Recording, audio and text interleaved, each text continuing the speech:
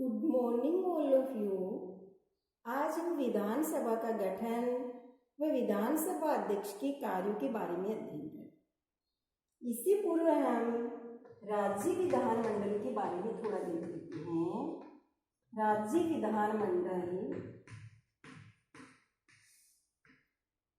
विधानमंडल का उल्लेख भारतीय संविधान के भाग 6 में आर्टिकल 168 से 212 तक राज्य विधानमंडल का गठन, शक्तियां, कार्यकाल, विशेषाधिकार आदि का उल्लेख किया गया।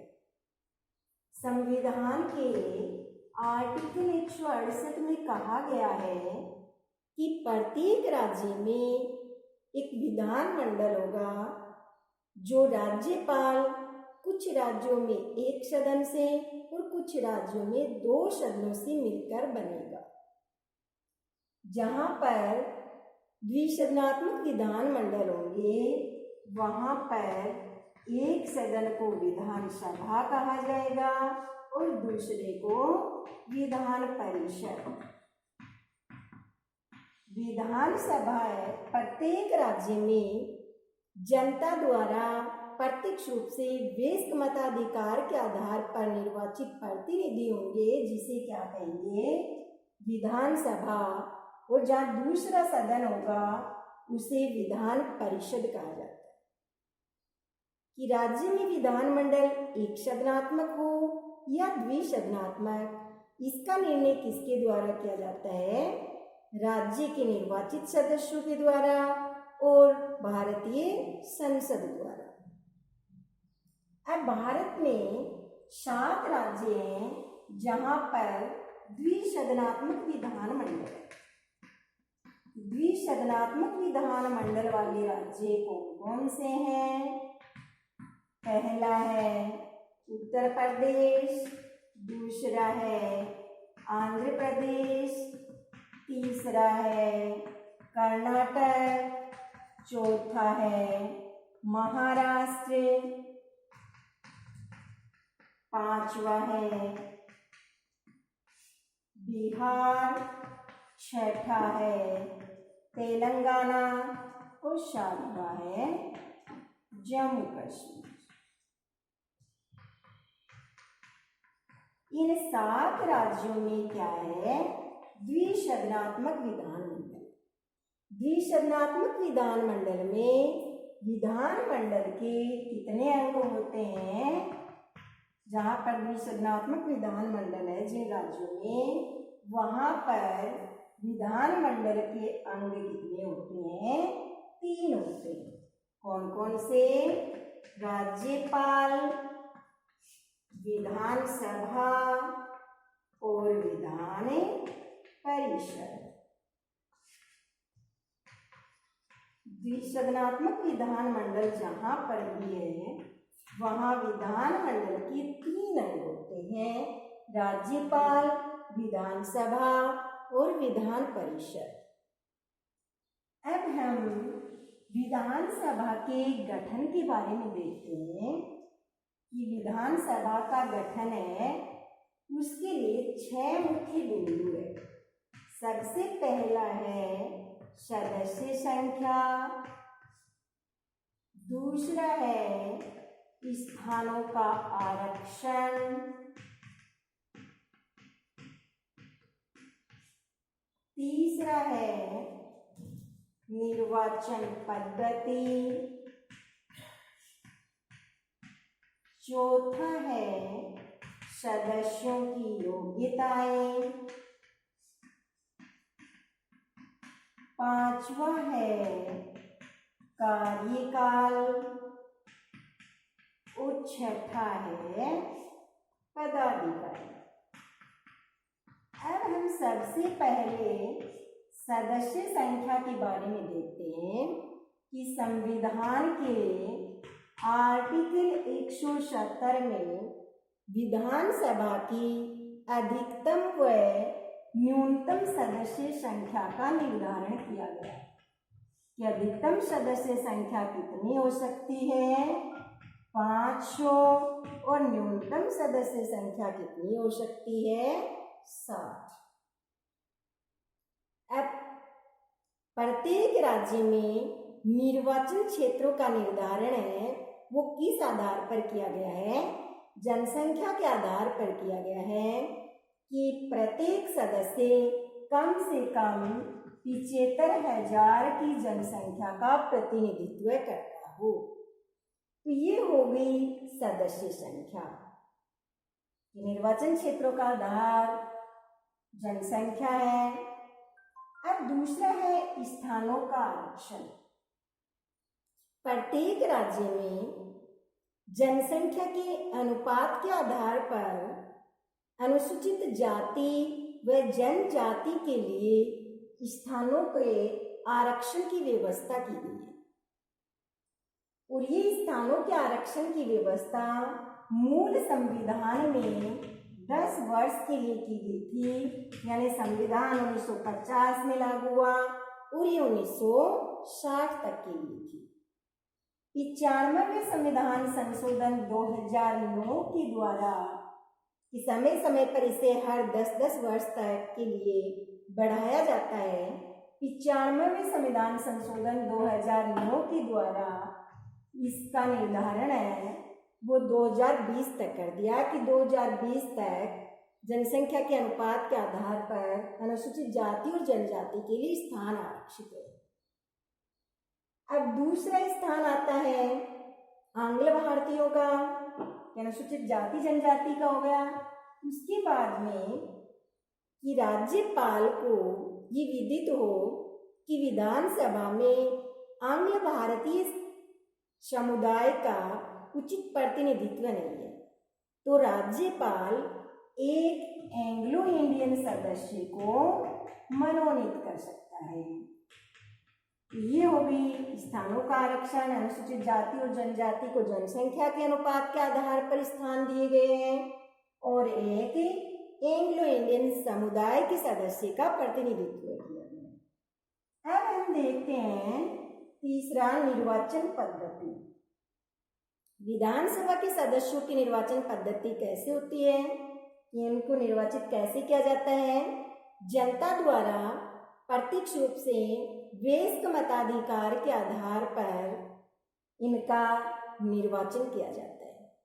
और निर्वाचन की पद्धति क्या है? साधारण बहुमत पद्धति के आधार पर सदस्यों का निर्वाचन किया जाता है।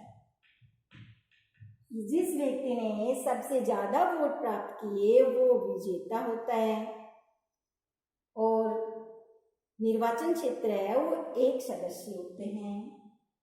अब आता है सदस्यों की योग्यताएं। सदस्यों की योग्यताएं क्या क्या होती है? पहली योग्यता कि वह भारत का नागरिक हो। दूसरी, उसकी आयु कम से कम 25 वर्ष हो। तीसरी, वह भारत सरकार या राज्य सरकार के अधीन लाभ के पद पर नहीं हो। चौथी, वह पागल या दिवालिया घोषित न किया गया हो। ये इनकी योग्यताएं।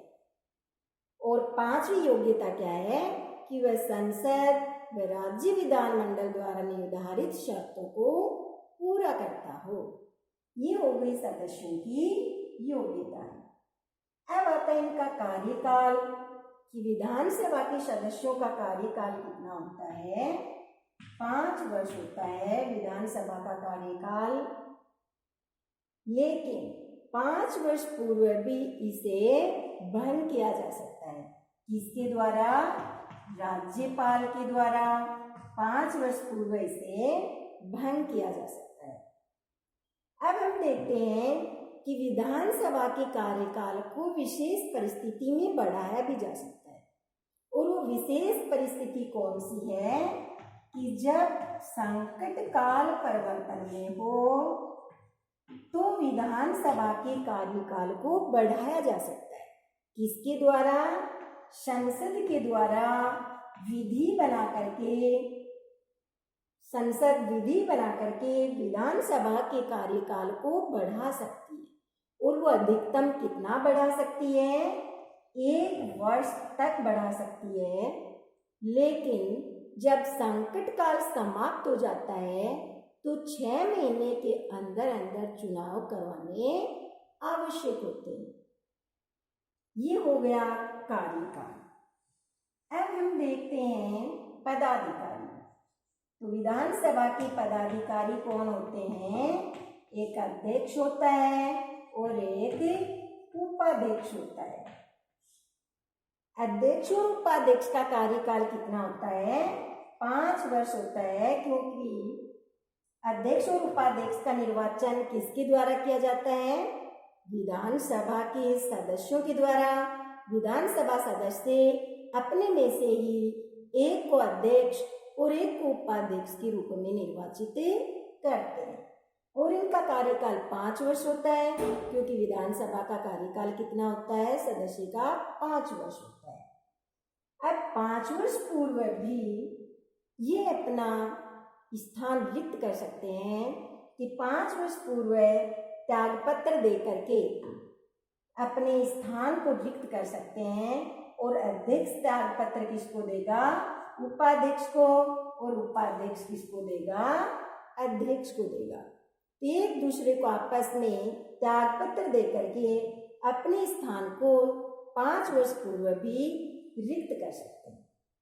और दूसरी सिचुएशन कि 5 वर्ष पूर्व इनको कैसे हटाया जा सकता है कि विधानसभा के सदस्य हैं, वो बहुमत से प्रस्ताव पारित करके 14 दिन पूर्व इस प्रकार की सूचना अध्यक्ष और उपाध्यक्ष को देकर के 5 वर्ष पूर्व भी इनको पद से हटा सकते हैं।